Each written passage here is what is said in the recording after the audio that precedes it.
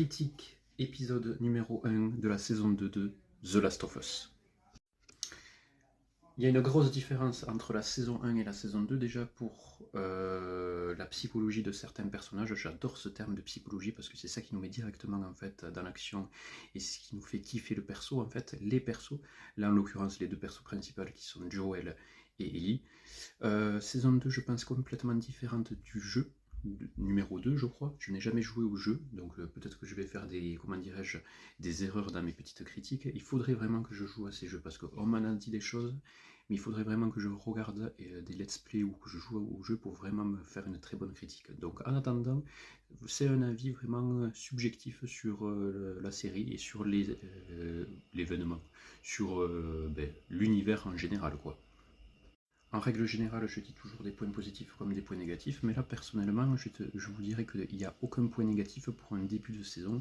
Généralement, c'est les épisodes numéro 1, ça met, on va dire, en avant certains points positifs de la saison, honnêtement. Et que ça perdure au fil du temps. Certainement dans des séries du style The Last of Us, Game of Thrones, des séries qui ont, on va dire, très peu d'épisodes.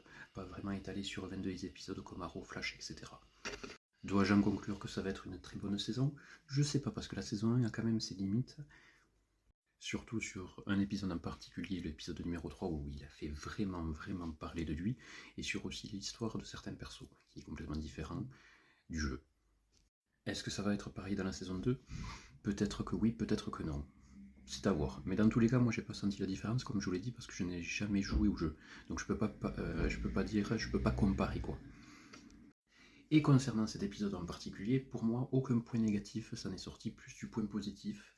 On retrouve certains personnages qu'on avait complètement oubliés, parce qu'il y a eu quand même un bond de 5 ans dans la série, mais nous avions eu le dernier épisode il y a 2 ans, je crois, 2 ans et demi. Donc pour te remettre dans le bain, pour te remettre dans l'histoire, etc., c'est assez chiantos, je dois vous l'avouer.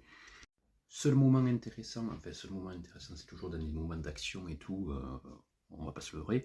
Le moment où Ellie en fait tue le nouveau infecté, il y a de suspense et tout. J'aime beaucoup ce genre de scène parce qu'en fait tu es directement dans l'action, ça pop instant, le moment horrifique si je puis dire, quand ça saute directement, tu t'y attends, et puis surtout au niveau pas des cascades, mais au niveau de la façon que c'est mis en place, la scène elle est quand même oufissime, faut l'avouer.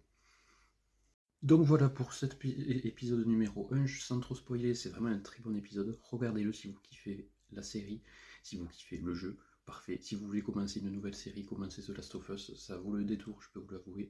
Série post-apocalyptique, donc à voir.